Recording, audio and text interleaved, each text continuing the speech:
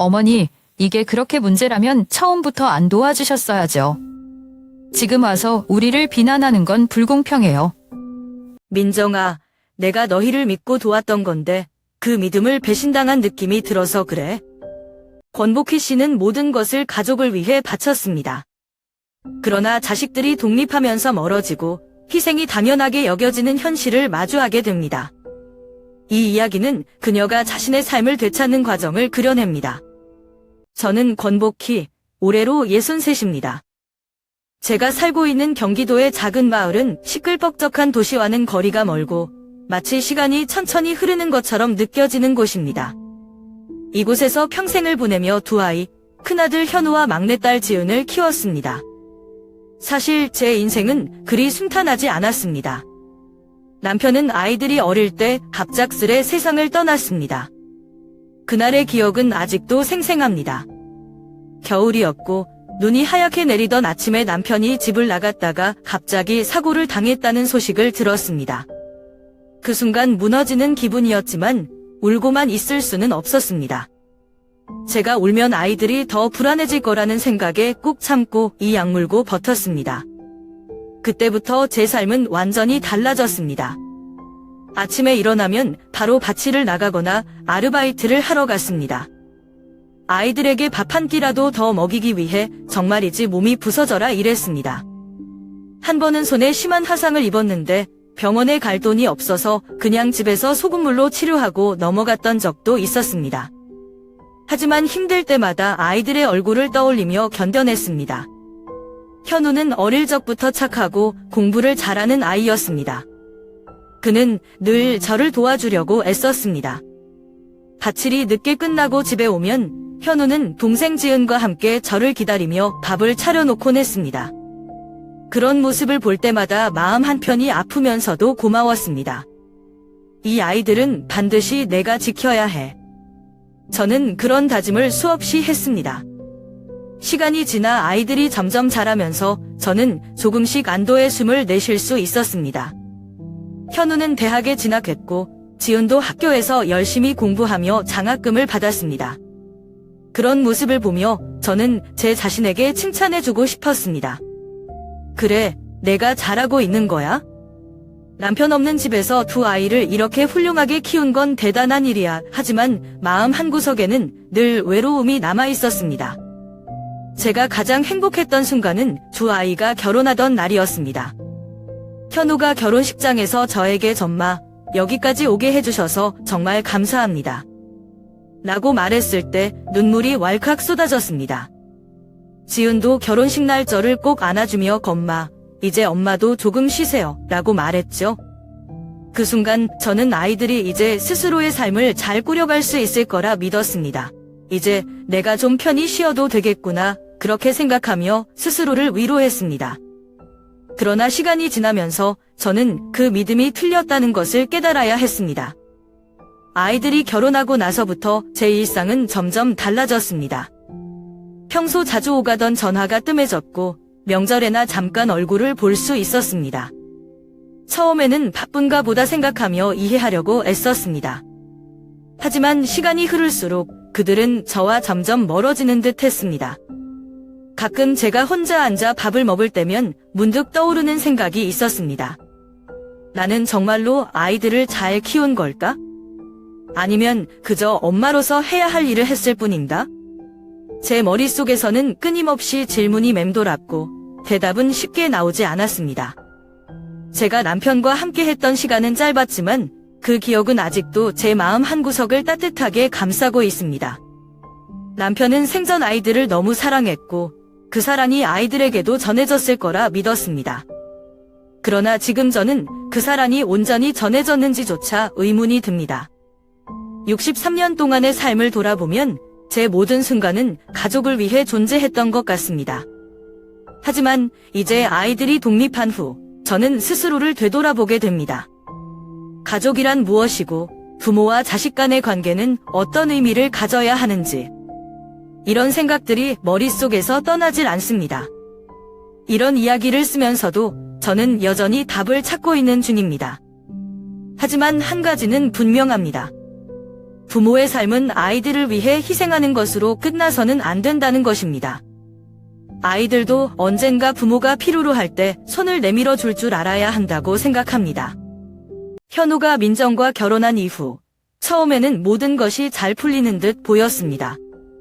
두 사람은 웃음이 많았고 결혼식 날 현우는 제 손을 잡으며 덤마, 이제부터는 저희가 엄마를 더 잘 모실게요 라고 말했었습니다. 그 말이 얼마나 따뜻하고 고마웠는지 모릅니다. 저는 그때까지 모든 것이 잘 될 거라 믿었고 두 사람이 행복하게 살아가기를 진심으로 바랐습니다. 결혼 후 얼마 지나지 않아 현우와 민정은 저희 집에서 멀지 않은 곳에 작은 아파트를 구했습니다. 이사날, 저는 반찬과 집들이 산물을 한가득 준비해서 그들의 새로운 보금자리를 찾아갔습니다. 민정은 처음엔 어머니, 이렇게 많이 가져오시면 저희가 죄송하잖아요. 하며 웃었고 현우도 저를 도와 짐을 풀었습니다. 그날의 기억은 여전히 따뜻하지만 이상하게도 그 이후로 상황이 조금씩 달라지기 시작했습니다. 처음 몇 주는 종종 연락이 왔습니다. 현우는 회사 생활이 어때서 힘들다, 민정은 집 꾸미기가 재미있다며 이야기를 나눴습니다. 그러나 점점 시간이 지나면서 연락은 뜸해졌습니다. 제가 먼저 전화를 하면 바쁘다는 말로 짧게 끝내거나 가끔은 아예 받지 않을 때도 있었습니다. 저는 결혼하면 다들 이런 걸까?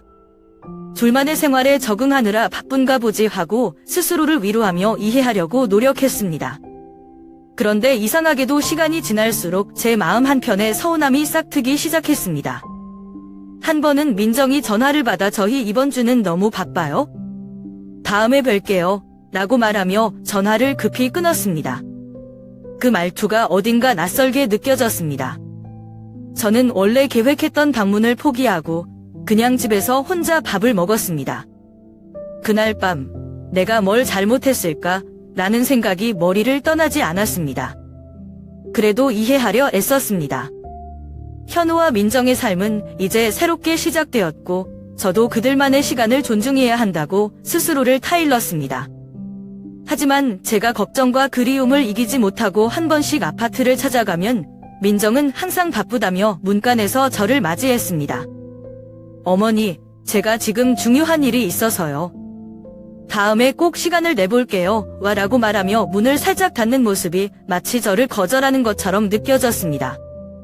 현우는 옆에서 어색하게 웃으며 엄마, 민정이 요즘 많이 바쁘거든요. 라고만 말했습니다. 그들의 집을 나와 혼자 집으로 걸어가는 길은 늘 쓸쓸했습니다. 제가 이런 대접을 받을 정도로 잘못한 게 있었나 스스로를 돌아보기도 했습니다. 혹시나 결혼식 날 말이나 행동에서 그들에게 불편함을 줬던 건 아닐까? 아니면 민정에게 무의식적으로 상처를 준 적이 있었나? 이런 생각이 꼬리를 물며 저를 괴롭혔습니다. 시간이 더 지나자 아예 연락이 끊긴 날들도 많아졌습니다. 한 번은 명절이 다가와 현우와 민정에게 함께 식사를 하자고 제안했는데 현우가 전화를 받아 엄마, 이번에는 민정 가족과 먼저 시간을 보내기로 했어요. 다음에 뵐게요. 라고 말했습니다. 그 말이 끝나기 무섭게 전화가 끊겼습니다. 저는 식탁 위에 놓인 전을 보며 혼자 밥을 먹었습니다. 명절은 온 가족이 함께 모여야 따뜻한 날인데 그날만큼은 모든 게 참 쓸쓸하게 느껴졌습니다.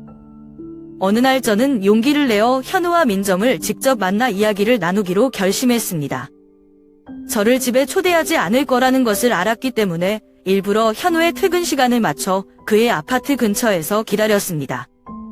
현우를 발견하고 말을 걸었지만 그는 당황스러운 표정으로 엄마, 무슨 일이에요? 여긴 왜 오셨어요? 라고 물었습니다. 그때 저는 자신도 모르게 목소리가 떨리며 이렇게 말했습니다. 현우야, 엄마가 무슨 잘못을 했니? 왜 이렇게 나를 멀리하는 것 같지? 하지만 현우는 고개를 돌리며 엄마, 그런 거 아니에요? 다만 민정도 적응이 필요하고 저희도 저희만의 시간을 가져야 하니까요. 라고 대답했습니다. 그 말이 더 큰 상처로 다가왔습니다. 저희만의 시간이라는 말 속에서 저는 완전히 제외된 것 같았습니다. 그날 밤 저는 오랜만에 일기장을 꺼내어 마음속 이야기를 적었습니다. 나는 그저 아이들이 잘 되길 바랐을 뿐이다. 하지만 내 자리가 이렇게 없어질 줄은 몰랐다. 어쩌면 그들의 행복을 위해 나는 더 멀리 떨어져 있어야 하는 걸까? 라고 적으며 눈물을 흘렸습니다. 그 이후로도 저는 스스로를 다독이며 그들의 삶에 개입하지 않으려고 애썼지만 마음 한구석에서는 여전히 혼란스러움과 외로움이 떠나지 않았습니다. 이 모든 것이 그저 시간이 지나면 자연스럽게 해결될 거라 믿으며 하루하루를 보내고 있습니다. 어느 날 마을의 작은 슈퍼마켓에 들렀을 때였습니다. 동네 아주머니들이 모여 이야기를 나누고 있었고 저는 습관처럼 인사를 건네며 지나가려 했습니다. 그런데 그들 중 한 분이 저를 보며 조심스럽게 말을 꺼냈습니다. 복혜 씨, 저기, 괜한 말씀일 수도 있지만 민정 씨가 며칠 전에 친구들한테 말한 걸 들었어요. 그 말에 저는 순간 심장이 철렁 내려앉았습니다. 그 아주머니는 망설이다가 조심스럽게 말을 이어갔습니다. 민정 씨가 복혜 씨를 두고 참 귀찮은 이웃 같아라고 말했다고 하더라고요. 그 말은 마치 날카로운 바늘처럼 제 가슴을 찔렀습니다. 저는 순간적으로 얼굴이 화끈거렸고 들고 있던 장바구니를 더 꽉 쥐었습니다. 아, 그랬군요. 뭐, 젊은 사람들끼리 가볍게 한 말이겠죠?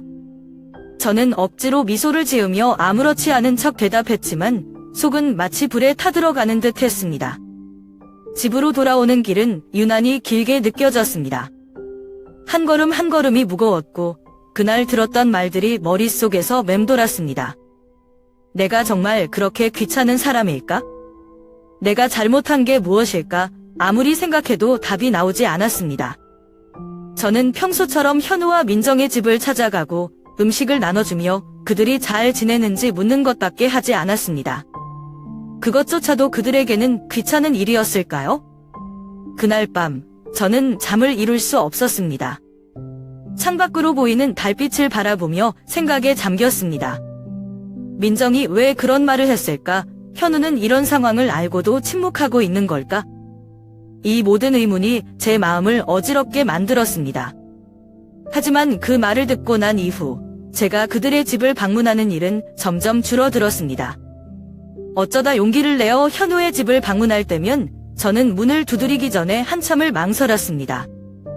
혹시나 문이 열리자마자 민정의 표정이 어두워지거나 제가 귀찮게 여겨질까 두려웠습니다.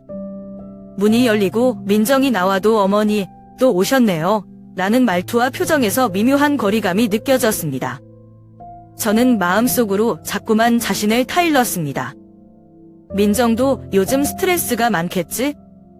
신혼생활에 적응하느라 그런 거야. 하지만 그런 생각으로 제 상처를 완전히 덮을 수는 없었습니다.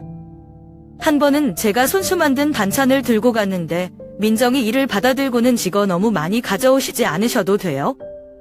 요즘은 저희도 잘 먹고 살아요. 라고 말했습니다. 그 말이 제게는 부리가 굳이 이런 걸 필요로 하지 않는다라는 뜻으로 들렸습니다. 집으로 돌아오는 길에 저는 반찬통을 품에 안고 눈물이 왈칵 쏟아졌습니다. 이후로 저는 그들의 집에 가는 대신 혼자 시간을 보내는 일이 많아졌습니다. 텅 빈 집에서 책을 읽거나 정원을 손질하며 시간을 때웠지만 마음 한구석의 외로움은 사라지지 않았습니다. 아파트의 밝은 불빛을 바라보며 저 안에서는 어떤 대화가 오갈까? 나는 그들 삶에서 점점 잊혀지는 걸까? 라는 생각이 들곤 했습니다. 어느 날 저는 현우에게 전화를 걸어 조심스럽게 말했습니다. 현우야, 요즘 바빠서 그런지 엄마랑 통화도 잘 안 하네. 혹시 엄마가 너희한테 불편을 줬니? 현우는 잠시 침묵하더니 아니에요. 엄마. 그런 거 아니에요? 그냥 요즘 회사 일도 많고 민정이도 많이 바빠서 그래요. 라고 대답했습니다. 그의 목소리에서 진심을 느끼고 싶었지만 그 대답은 제 마음을 더 불편하게 만들 뿐이었습니다. 저는 여전히 민정의 말이 마음에 남아 있었습니다. 하지만 그 이야기를 누구에게도 꺼낼 수 없었습니다. 주변 사람들에게 이야기한다면 그들은 젊은 세대가 다 그렇지 뭐라고 할 테고 제 상처는 덧날 뿐일 거라는 생각이 들었습니다. 그래도 저는 스스로에게 이렇게 다짐했습니다. 시간이 지나면 괜찮아지겠지?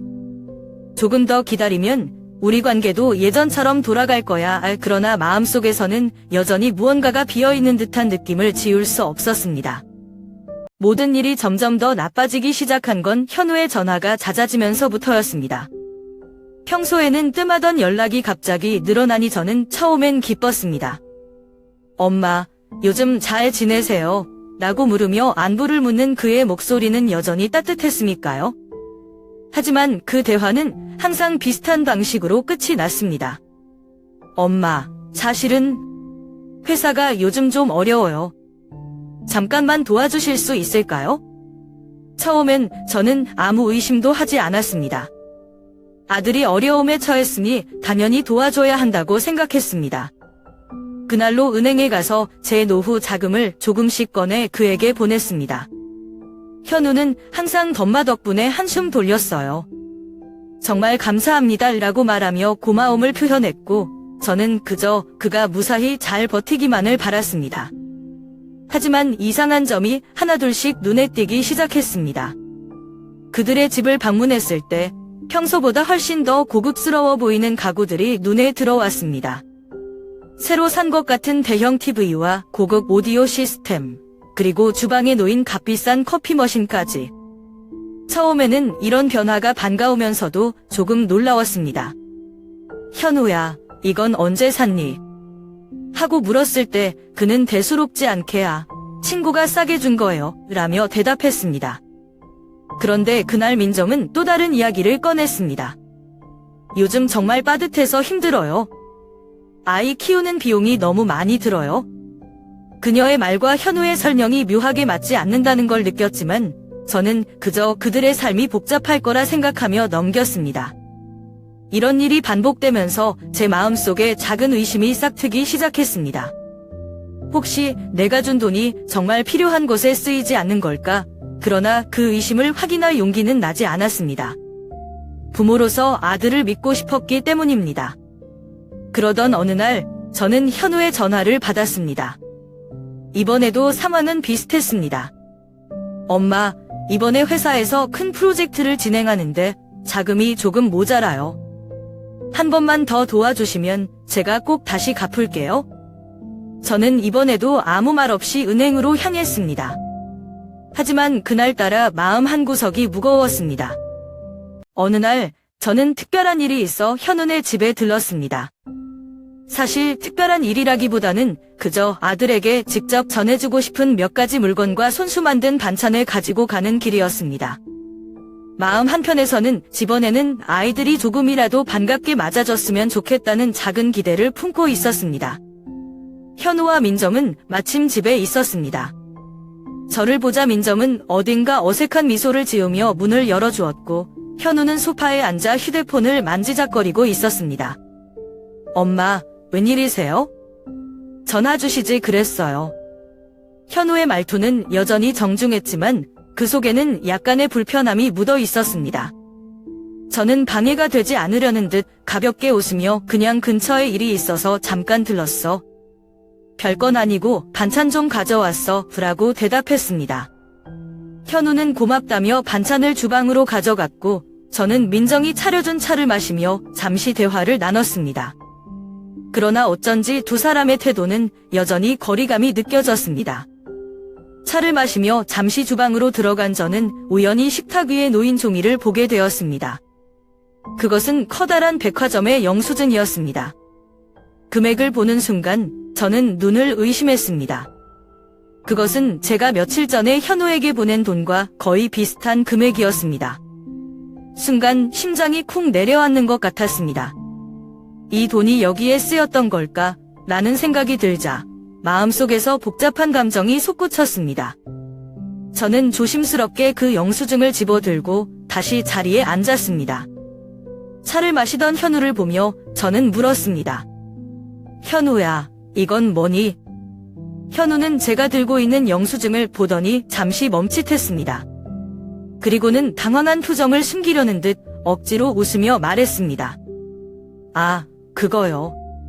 엄마, 이건 그냥 필요한 물건들을 좀 샀던 거예요. 가족을 위해 투자한 거예요. 그의 말은 너무도 가벼웠고 그 말투는 제 마음을 더 아프게 만들었습니다. 투자라니. 무슨 투자 말이니? 내가 정말 어려워서 도와달라고 한 줄 알고 돈을 보냈는데 이런 데 썼다고? 저도 모르게 목소리가 떨렸습니다. 현우는 제 표정을 보며 얼버무리듯 말했습니다. 엄마, 그런 게 아니에요. 그냥 꼭 필요한 것들이었어요. 그러나 그의 말은 저를 설득하지 못했습니다. 저는 더 이상 아무 말도 하지 않고 영수증을 내려놓고는 자리에 앉았습니다. 마음속에서 화와 실망이 섞인 복잡한 감정이 몰려왔습니다. 내가 준 돈이 이렇게 쓰였던 거라면 내가 왜 이 고생을 하며 돈을 모아야 했던 걸까? 이게 내가 믿었던 현우의 모습인가? 그날 집으로 돌아오는 길, 저는 끝없이 눈물이 흘렀습니다.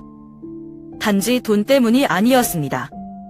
그것은 제가 오랜 시간 동안 쌓아온 믿음과 사랑이 한순간에 무너진 것 같아서였습니다. 현우가 어릴 적 저를 도와주던 따뜻한 모습이 떠올랐고, 저는 그 아이가 언제 이렇게 변해버린 걸까 하는 생각에 마음이 더욱 아팠습니다. 그 후로도 현우와의 대화는 이어졌지만, 그날의 기억은 제 마음속 깊이 상처로 남았습니다. 그리고 저는 그날 처음으로 내가 너무 많이 도와줬던 걸까?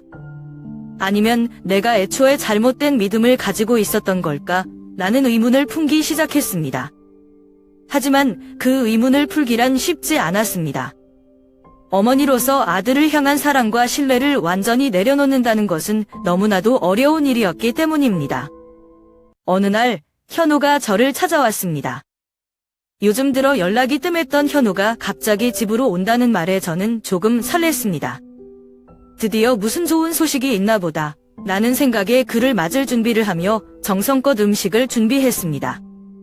현우가 집에 도착하자 저는 반갑게 문을 열어주었고 그가 손주 이야기라도 해줄까 기대했습니다. 하지만 그의 얼굴은 어딘가 굳어 있었고 눈에는 알 수 없는 긴장감이 비쳤습니다. 현우는 거실에 앉아 어색하게 미소 지으며 말을 꺼냈습니다. 엄마, 제가 오늘 좀 중요한 얘기를 하려고 왔어요. 그의 말투는 평소와 달랐습니다. 저는 가슴이 두근거리며 그래, 무슨 일이니? 라고 물었습니다. 그는 잠시 머뭇거리다 마침내 본론을 꺼냈습니다. 엄마, 지금 저희가 살고 있는 아파트가 조금 좁아서요. 민정이도 아이가 자라면서 공간이 부족하다고 계속 힘들어하고요. 그래서 조금 더 큰 아파트로 이사하려고 하는데 자금이 좀 부족해서요. 엄마가 지금 살고 계신 집을 팔면 저희가 더 좋은 곳으로 이사할 수 있을 것 같아요. 그 말은 마치 제 심장을 후려 파는 것 같았습니다. 저는 믿을 수 없다는 듯 현우를 바라보았습니다. 뭐라고 했니? 내가 지금 이 집을 팔라고? 제 목소리는 떨렸고 손은 식탁 위에서 미세하게 흔들렸습니다. 현우는 마치 아무렇지 않은 일을 얘기하듯 덧붙였습니다. 엄마도 이제 혼자 사시는데 이렇게 큰 집은 필요 없잖아요. 저희가 그 돈으로 더 큰 집을 사면 아이들도 더 편안하게 지낼 수 있을 거예요. 엄마는 작은 아파트로 옮기시면 되고요. 그의 말은 한마디 한마디가 가슴에 칼로 꽂히는 듯 했습니다. 저는 한동안 아무 말도 할 수 없었습니다. 이 집은 제가 남편과 함께 만든 추억이 깃든 곳이었습니다. 남편이 세상을 떠난 후에도 저는 두 아이를 키우기 위해 이 집에서 하루하루를 버텨냈습니다. 이곳의 벽에는 제 눈물과 땀이 배어 있었고 마당의 나무는 아이들이 어릴 때 심었던 추억이 남아 있었습니다. 그런데 그런 집을 필요 없다고 말하는 현우의 말이 믿기지 않았습니다. 현우야, 이 집이 너희에게 그런 식으로 보였니? 그냥 팔아도 되는 물건처럼 느껴졌니? 저는 간신히 말을 꺼냈습니다. 하지만 현우는 제 말을 들으려 하지 않는 듯 했습니다. 엄마, 이건 저희 가족을 위한 투자라고 생각하시면 돼요? 엄마도 이젠 편하게 사셔야 하잖아요. 그 순간 저는 더 이상 참을 수 없었습니다. 현우야, 너희 가족만 중요하니? 엄마는 중요하지 않니? 이 집이 엄마한테 어떤 의미인지 조금이라도 생각해 본 적 있어? 제 목소리는 점점 커졌고 눈물이 고인 채로 그를 바라보았습니다. 하지만 현우는 고개를 숙인 채 아무 말도 하지 않았습니다. 그의 침묵은 오히려 더 큰 상처를 남겼습니다. 그 순간 저는 확신할 수 있었습니다. 이제 제 존재는 그들에게 단지 돈으로만 보이는구나.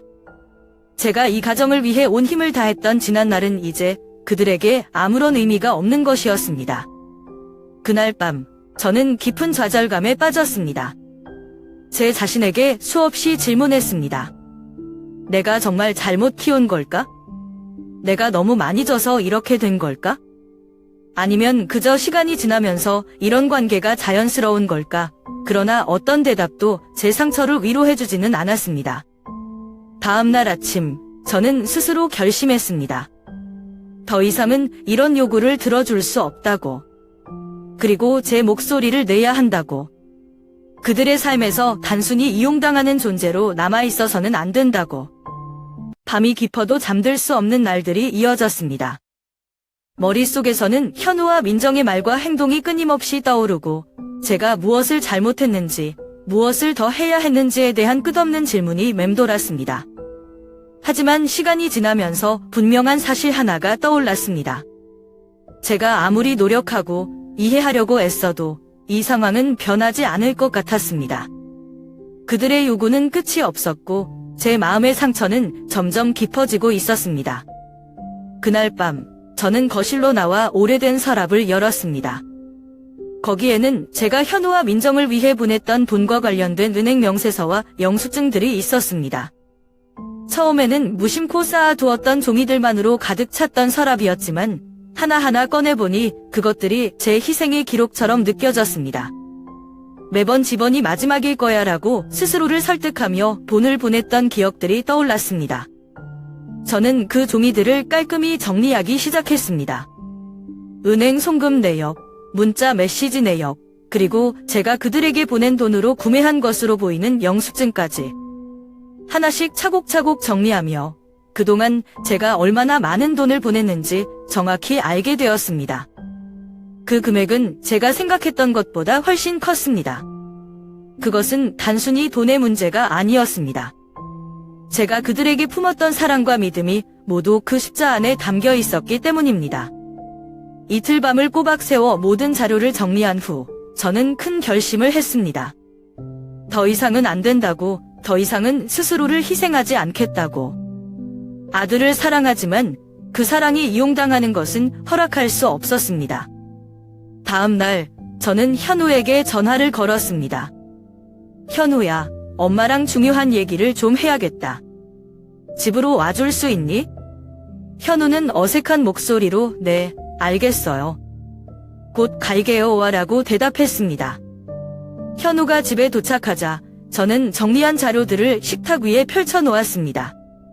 그는 그것들을 보며 약간 놀란 표정을 지었지만 아무 말도 하지 않았습니다. 저는 침착하게 입을 열었습니다. 현우야, 엄마는 너를 사랑하고 항상 너를 도와주고 싶어 했어. 그래서 지금까지 내가 어렵다는 말을 들을 때마다 돈을 보냈지. 하지만 이건 이제 끝이야. 현우는 당황한 듯한 표정을 지으며 엄마, 그게 무슨 말씀이세요? 저희가 정말 필요해서 그랬던 거잖아요. 라고 말했습니다. 하지만 저는 단호하게 대답했습니다. 현우야, 엄마도 이제 노후를 준비해야 해. 그리고 너희는 이제 어른이잖니. 스스로 내 가정을 책임져야 해. 엄마는 더 이상 너희에게 돈을 보낼 수 없어. 현우는 잠시 말문이 막힌 듯 보였습니다. 그리고는 엄마, 너무하신 거 아니에요? 저희가 지금 얼마나 힘든지 아세요? 라고 말하며 불만을 드러냈습니다. 그 말에 저는 처음으로 제 마음속에 담아 두었던 말을 꺼냈습니다. 현우야, 엄마도 힘들어. 너희를 키우고 집을 지키고 지금까지 버텨온 것도 쉬운 일이 아니었어. 하지만 엄마는 내가 좀 더 책임감 있는 사람이 되길 바랐어. 이건 너희를 위해서도 필요해. 그의 얼굴은 점점 굳어졌지만 저는 단호함을 잃지 않았습니다. 엄마는 이제 너희가 스스로 해결할 수 있는 힘을 키웠으면 좋겠어. 그리고 엄마도 이제 엄마의 삶을 살아야 해. 그날 이후로 저는 현우의 전화나 방문이 줄어드는 것을 느꼈습니다. 그는 한동안 저에게 서운함을 표현했지만 시간이 지나면서 저의 결정에 순응하는 듯 보였습니다. 저는 스스로에게 약속했습니다. 이제는 제 삶을 먼저 생각하겠다고. 그동안 아이들을 위해 살아온 날들이 제게 후회로 남지는 않았지만 이제는 제 자신을 위해 살아야 할 때가 왔다고 느꼈습니다. 현우와 민정은 예상보다 빨리 저를 찾아왔습니다. 전화를 받고 나서 제가 냉정하게 말했던 것이 마음에 걸렸는지 아니면 무언가 확인하고 싶었는지는 모르겠지만 그들의 표정은 단단히 준비한 듯 보였습니다. 현관문이 열리고 그들이 들어오는 순간 저는 긴장을 감출 수 없었습니다. 그들이 식탁에 앉았을 때 저는 이미 준비해둔 서류와 영수증들을 옆에 놓고 차분하게 입을 열었습니다. 현우야, 민정아. 오늘 이 자리에서 우리가 솔직하게 이야기해보자. 내가 지금까지 너희를 도와준 건 사랑에서 비롯된 거야. 하지만 오늘은 내가 느끼고 있는 것들에 대해 너희와 이야기하고 싶어. 현우는 잠시 고개를 숙였다가 말을 꺼냈습니다. 엄마, 저희는 엄마가 왜 갑자기 이렇게 냉정하게 나오시는지 이해할 수가 없어요. 그동안 잘 지내왔잖아요. 민정은 옆에서 팔짱을 끼고 냉랭한 표정을 지으며 말했습니다. 맞아요. 어머니, 저희가 그렇게 잘못한 건가요? 저희는 단지 가족으로서 도와달라고 했을 뿐이에요. 저는 그들의 말을 조용히 들은 후 준비해둔 서류를 식탁 위에 펼쳤습니다. 이건 지금까지 내가 너희에게 보낸 돈의 내역이야. 나는 너희를 믿었고 너희가 어려울 때 돕는 것이 내 책임이라고 생각했어. 하지만 이 숫자들을 보면 알겠지만 내가 도와준 돈은 단순한 도움을 넘어섰어. 현우는 영수증과 은행 내역서를 바라보며 당황한 표정을 지었습니다. 그는 말없이 손을 떨며 종이를 넘겼습니다. 하지만 민정은 참지 못하고 목소리를 높였습니다. 어머니, 이게 그렇게 문제라면 처음부터 안 도와주셨어야죠. 지금 와서 이런 식으로 우리를 비난하는 건 불공평해요. 저는 민정의 말을 차분히 들으며 그녀의 눈을 바라봤습니다. 민정아, 나는 너희를 비난하려고 이 자리를 마련한 게 아니야. 나는 단지 내가 이 상황에서 느낀 상처와 배신감을 너희에게 솔직히 이야기하려는 거야. 나는 너희를 믿었고 너희가 정말 어려운 상황이라고 생각했어. 하지만 시간이 지날수록 너희의 행동에서 진심을 찾기가 어려웠어. 민정은 화를 참지 못한 듯 소리쳤습니다. 어머니는 손자에 대한 책임이 없으신 건가요? 저희가 이 모든 걸 누리려고 하는 게 아니라 아이를 위해서 그런 거라고요. 그 말에 저는 처음으로 깊은 한숨을 내쉬며 조용히 대답했습니다. 책임. 내가 너희를 키우기 위해 어떤 희생을 했는지 너희는 알아? 나는 내가 해야 할 책임을 다했다고 생각해. 하지만 이제는 내가 내 가족의 책임을 져야 해. 내가 더 이상 너희를 도와주지 않는다고 해서 그것이 나의 책임을 져버리는 건 아니야. 그 순간 방 안의 공기가 얼어붙은 듯 했습니다. 현우는 아무 말 없이 고개를 숙이고 있었고 민정은 불만이 가득한 표정으로 저를 바라보았습니다. 그러나 저는 이번에는 물러서지 않았습니다. 나는 더 이상 너희에게 빚진 게 없어. 내가 너희를 도운 건 내 선택이었고 그것이 사랑에서 비롯된 일이었어. 하지만 이제 나는 내 선택을 바꿀 거야. 너희가 너희 스스로의 삶을 책임질 때가 왔다고 생각해. 그 말에 민정은 입술을 꽉 깨물었고 현우는 잠시 후 힘없이 고개를 끄덕였습니다. 알겠습니다, 엄마. 저희가 알아서 해결하겠습니다. 그들이 집을 떠난 뒤 저는 깊은 한숨을 내쉬며 창밖을 바라봤습니다. 저를 괴롭히던 무거운 짐이 조금은 가벼워진 것 같았지만 동시에 마음속에는 씁쓸함이 남아 있었습니다. 어쩌면 이 순간은 우리가 가족으로서 다시 시작할 수 있는 첫걸음일지도 모른다고 생각했습니다. 현우와 민정이 떠난 후 집안은 오랜 시간 정막에 잠겨 있었습니다. 저녁을 차리기 위해 부엌으로 가는 발걸음도 무거웠고 밥을 한입 뜨면서도 자꾸만 그날의 대화가 머릿속을 떠올랐습니다. 내가 너무 냉정하게 말한 건 아닐까? 라는 생각이 들 때도 있었지만 곧 스스로를 다독였습니다. 이것이 그들에게도 나에게도 필요한 과정이었을 거야의 시간이 지나면서 현우와 민정이 제게 연락을 해오는 일이 점점 줄어들었습니다. 처음에는 그들에게도 감정의 정리가 필요했을 거라 생각하며 기다렸습니다. 그러나 몇 주가 지나고 몇 달이 지나도 큰 변화는 없었습니다. 그들이 저에게 보낸 연락은 단순한 안부 인사와 형식적인 말뿐이었습니다. 어느 날 현우가 혼자 저를 찾아왔습니다. 그는 고개를 숙이며 이렇게 말했습니다. 엄마, 제가 너무 많이 잘못했어요. 엄마를 당연하게 생각하고 엄마의 희생을 잊고 있었던 것 같아요. 그의 목소리는 진심이 담겨 있었지만 저는 그것만으로 충분하지 않다는 걸 느꼈습니다. 저는 그저 조용히 고개를 끄덕이며 대답했습니다. 현우야, 너의 사과를 받아들이긴 하겠지만 엄마가 그동안 느꼈던 상처가 쉽게 아물진 않을 거야. 이제는 내가 말보다 행동으로 보여줬으면 좋겠어. 현우는 제 말을 듣고 고개를 끄덕였습니다. 그 후로 그는 저에게 더 이상 도움을 요청하지 않았습니다.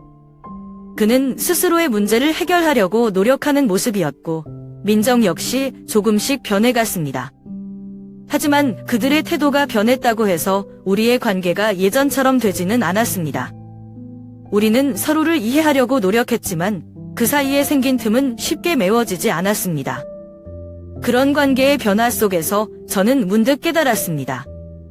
이제는 제 삶을 되찾아야 할 때라는 것을요.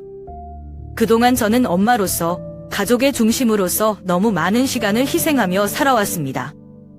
이제는 저 자신을 위해 무언가를 해야겠다는 마음이 들었습니다. 먼저 저는 지역사회 활동에 참여하기 시작했습니다. 마을 도서관에서 자원봉사를 하거나 노인복지센터에서 다른 이들과 시간을 보내는 일은 저에게 큰 위로가 되었습니다.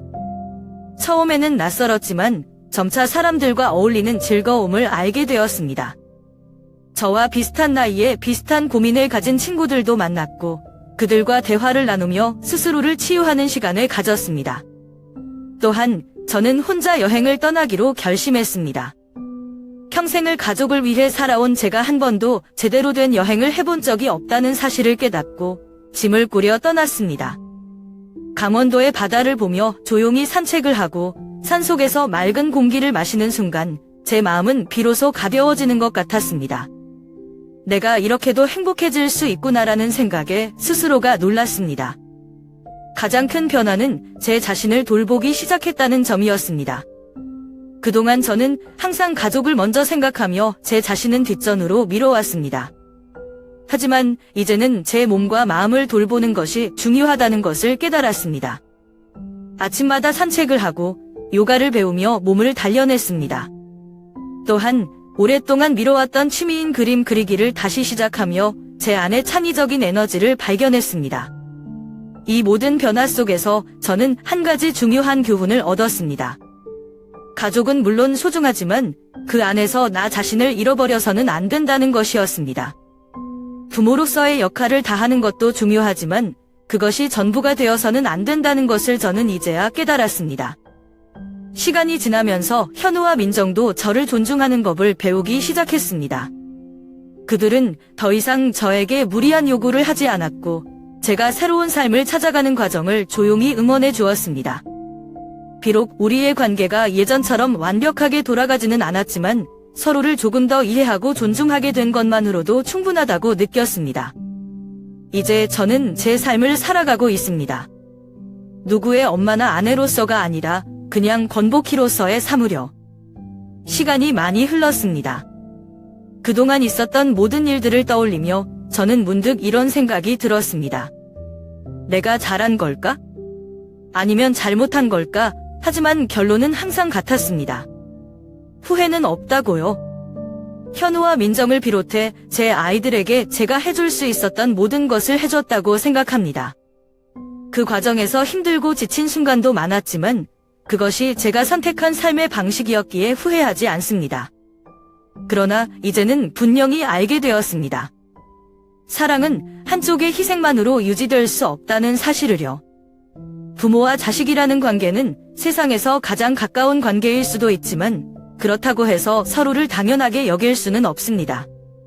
저는 그동안 아이들을 위해 제가 할 수 있는 모든 것을 다 했습니다. 하지만 그들은 저의 사랑과 희생을 자연스러운 것으로 받아들이며 그에 대해 진정으로 감사하는 마음을 갖지 못한 순간도 많았습니다. 이 경험을 통해 저는 깨달았습니다. 아무리 가까운 관계라도 서로를 존중하고 이해하는 노력이 없으면 결국 관계는 희미해지고 때로는 무거운 짐이 될 수도 있다는 것을요.